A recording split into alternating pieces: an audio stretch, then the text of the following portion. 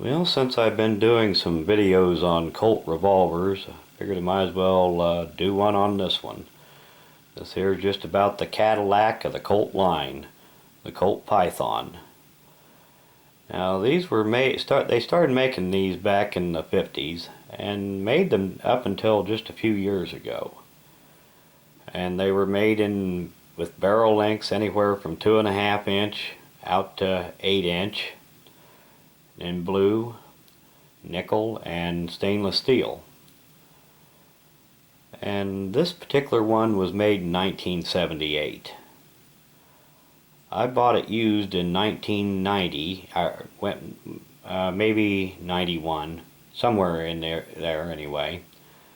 And at the time that I bought it, I doubt that it had a full box of ammunition shot through it. And I have shot it a fair amount, but I've always taken good care of it. It's never been in a holster. And it is in just almost immaculate condition. And these really are the Cadillac of revolvers. The internals were hand fitted, and the action is just about as smooth as any revolver can be.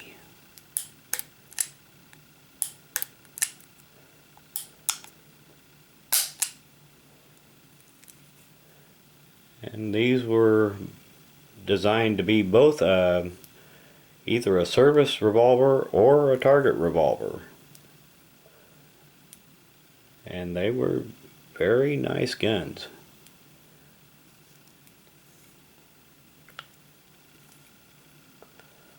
And like all of the Colt revolvers, they were a 6-shot. The free-floating ejector rod. And in case anybody was wondering, yes, it was safety checked before I ever started the video. All of the guns that I put in a video are safety checked beforehand. They're never loaded unless I'm out doing some shooting. Very likely, if I'm out doing some shooting and I show you a gun that I'm getting ready to shoot, obviously it is loaded then. Like I said, this one is just about as close to perfect condition as you could expect to find. See if we can get the markings to show up here.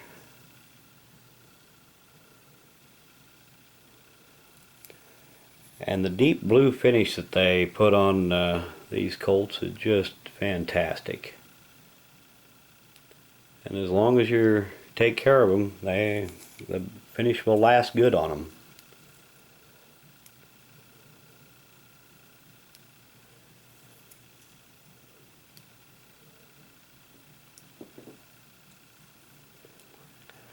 And the Colt Pythons were just about the pinnacle of the revolver, I think. Now the prices on these, the collectors have made the prices on these just go sky high. It's just incredible what these will bring today. You very often see them asking prices of over $2,000 now. But I think those prices are way overinflated. This one, if I remember right, I think I gave $400 for this one when I bought it back in the early 90s, which seemed like a huge price back then, but it's nothing compared to what they are bringing nowadays. But I always said that my gun collection was part of my retirement fund, and I guess you'd say that this one has been a good investment. And what can you say about a gun like this except that it's a work of art? No plastic, no stamped steel parts, all machined out of solid steel. Wood grips. The grips could have been designed a little better. They're not the best thing for shooting a .357 Magnum, something that's got a little bit of recoil. But still, they are beautiful grips. This is one where if you was to put some aftermarket better fitting, grips that would fit your hand better, it would be a better shooter. But usually when I take this out, usually it gets shot with 38 special anyway, so it doesn't kick much.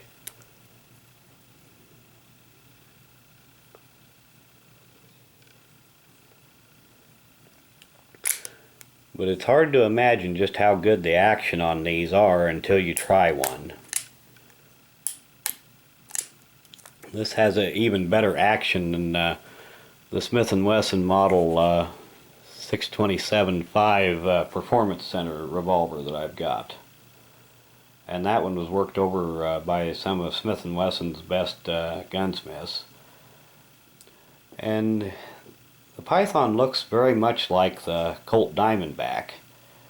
The Diamondback is smaller, and it didn't have the hand fitting of the internal parts and the honing of the action, but still they look very much alike, and the Diamondbacks are very nice guns. They're just not as slick as the Python. Nice sight picture. It's got the red insert to make the front sight more visible. About the only way they could have made it better was maybe to put a white outline on the back of it, on the back sight. But still, like I said, I consider that, or the way I justify my gun collection anyway, is as part of my retirement fund. But, get to have a lot of fun with them up until the time that I need to cash some of them out for retirement funds. And if it happened to not last that long, I guess it's one of them deals of whoever dies with the most toys wins, or something like that. But anyway, I do have a lot of fun with my gun collection, and it's a rare one that I own that I don't take out and shoot at least occasionally.